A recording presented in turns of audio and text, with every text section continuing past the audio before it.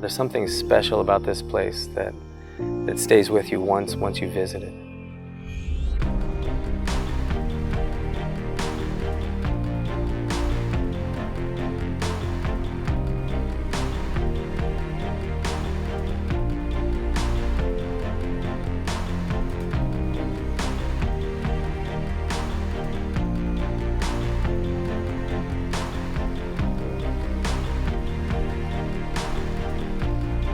In terms of biodiversity, I always say, if you're going to go to one country in the world to see biodiversity, you got to go to Costa Rica. You have a greater chance of seeing distinct habitats and ecosystems, which give you different species and things like that in a short amount of time. And then even within Costa Rica, if you're only going to choose one spot to go to or a few spots, you got to hit the Children's Eternal Rainforest, given the fact that it covers, of the 12 life zones, at least 6 or 7 are found here. This specific rainforest, the Children's Eternal Rainforest, was really pioneered by a group of Swedish students. These second grade students learned about the rainforest, were appalled, and had a fundraiser.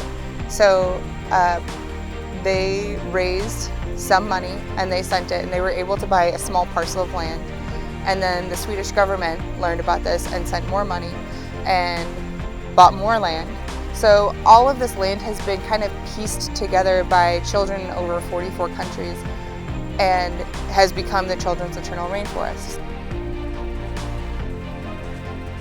I love going into classrooms, especially second grade classrooms, and tell that story because kids will sit and think, wow, like kids actually did that?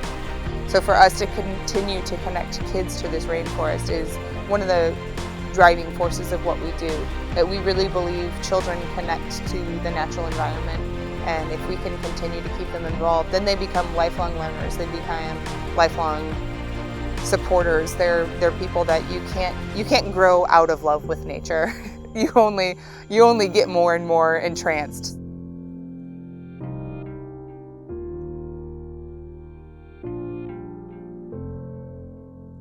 So Friends of the Rainforest, we have 3 main programs. Our first one is that we do education about tropical ecology. We believe that if you can educate somebody about the rainforest and why that's important, then they're more inclined to protect it. And education is the basis of any relationship with the forest. The second program we do is eco-tours, because we really believe that if somebody comes to the forest, they can connect with it, especially as a child. It changes the way that they view the world.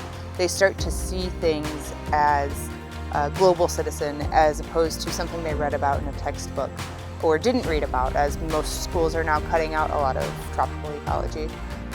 And the third thing we do is granting. So we send money to organizations that are boots on the ground protecting the forest, because if we aren't protecting it, then we're teaching a history lesson.